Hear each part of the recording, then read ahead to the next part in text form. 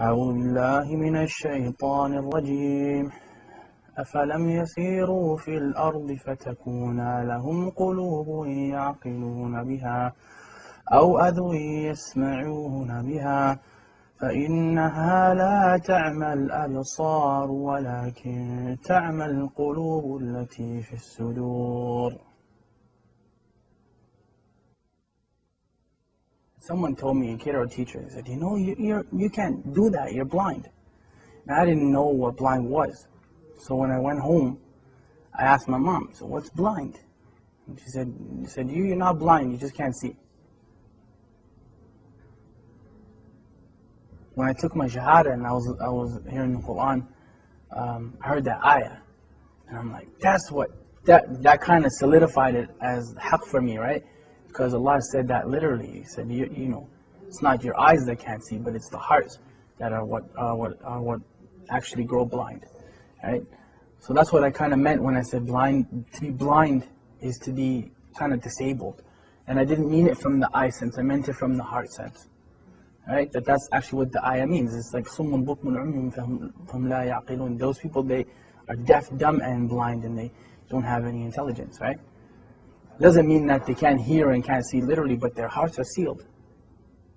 So they don't hear or see because of the seal that's on their hearts. Those are people that fail to understand what Islam is. Some of them are Muslims claiming to be, and some of them are not. Because you can be, just because you say something doesn't necessarily mean you live up to it. You can be just as blind as anybody else. The king has a friend. This friend was blind, completely blind. Came to this ghulam, Jazakallah khair, he said, I'll give you all my wealth, all of it, if you heal my eyes. And the ghulam, he said that I am not the one who heals, Allah is the one who heals, but I'll make dua for you. But you have to believe in Allah. So of course, Allah healed that friend of the king's eyes and he became Muslim. There's many hadith that are like that. There's one, the person who Allah has taken his two beloved ones from him, meaning his eyes, and he's patient with it. He's promised Jannah. There's a lot of stuff. It's empowering when you think of it, right? It's empowering because we're taught, وَإِذْ أَصَابَتْكُمْ مُصِيبَةٌ قَالُوا إِنَّا لِلَّهِ وَإِنَّا إِلَيْهِ رَاجِعُونَ. Like when a calamity comes to you or a trial comes to you, and you say, from Allah we came, into Allah we return again. And أُولَٰئِكَ عَلَيْهِمْ صَلَوَاتٌ مِّن رَبِّهِمْ وَرَحْمَةٌ. Then those people have special mercy from their Lord. وَأُولَٰئِكَ هُمُ الْمُهْتَدُونَ. And they are the people who are guided. So it's important to empower yourself with that. Because really, you're never powerless, ever. If nothing else works, you can still make dua silently, right? As long as you can think and your heart is alive, you can make dua. So you're never actually powerless. And that's the message that I try to get people. It's empowerment, You can never say that the Muslims are powerless. It's silly, You can talk to Allah, who's better than Allah to talk to, you know what I mean? So you call your MP and congressman and this man and that one and the third one, and they may or may not help you, but Allah always listens, Food.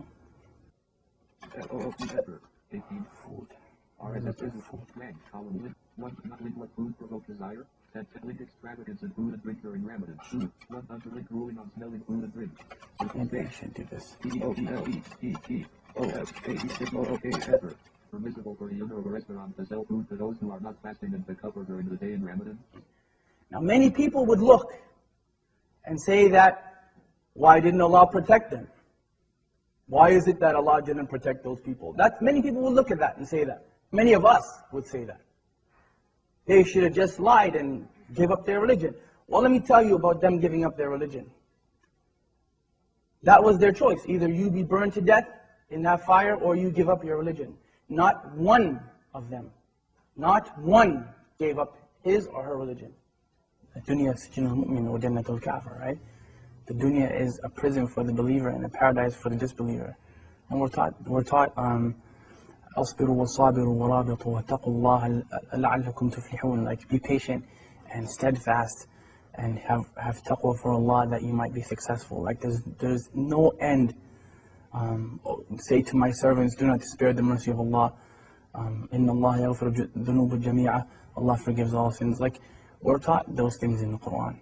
We're taught them in the Sunnah, and we're taught them by the companions of Muhammad sallallahu alaihi wasallam. So there's no end to the encouragement that we've been given. There's no end to it, you know, and especially from look who the one who's giving you the encouragement is. SubhanAllah. Like, it's not just people get that twisted when we think that, you know, Quran is just kind of a book where we read it in a nice voice and we recite it in Ramadan, but it's the kalam of Allah, like it's the literal speech of Allah. So who better to encourage you than, you know, than Allah subhanahu wa ta'ala, right?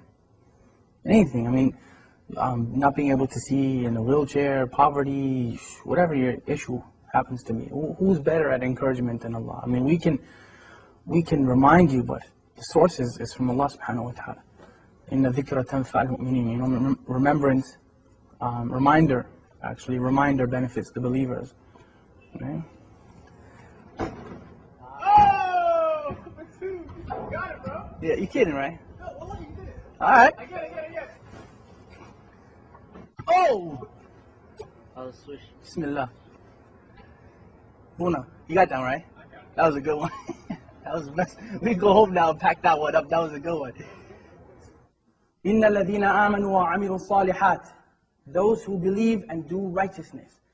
لَهُمْ جَنَّةٌ تَجْرِي مِنْ تَحْتِهَا الْأَنْهَارُ. And that's the proof that I'm using. Allah promised those people that paradise and gardens under which rivers flow. And this is the important part of the ayah when we say ذَلِكَ الْفَوْزُ الْكَبِيرُ. That is the tremendous victory. There's no victory besides that victory. How it looks doesn't matter. Who cares that people may see them as being defeated? They weren't defeated. It only looks that way. They were not defeated. I'm sorry. No one in Jannah is defeated.